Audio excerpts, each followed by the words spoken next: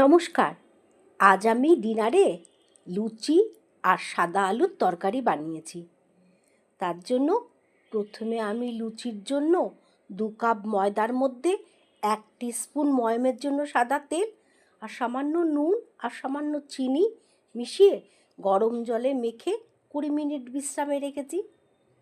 এরপর সাদা আলুর তরকারির জন্য আলুর খোসা ছাড়িয়ে ছোট ছোট করে কেটে জলে ভিজিয়ে রেখেছি।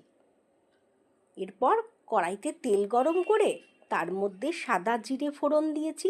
সেটা থেকে ভালো গন্ধ বেরোলে তার মধ্যে কেটে রাখা আলু দিয়ে পরিমাণ মতো নুন দিয়ে নাড়াচাড়া করে ঢাকা দিয়েছি। খানিকক্ষণ বাদে ঢাকা খুলে তার মধ্যে পেঁয়াজ, রসুন, আদা, পোস্ত বাটা দিয়ে কষানো যখন শুকিয়ে এসছে তার মধ্যে আমি পরিমাণ মতো জল দিয়ে তৈরি করে নিয়েছি সাদা আলুর তরকারি। আর কড়াইতে তেল গরম করে তার মধ্যে মেখে রাখা ময়দার থেকে ছোট ছোট লেচি করে বেলে আমি তেলের মধ্যে ছেড়ে তৈরি করে নিয়েছি লুচি। ধন্যবাদ।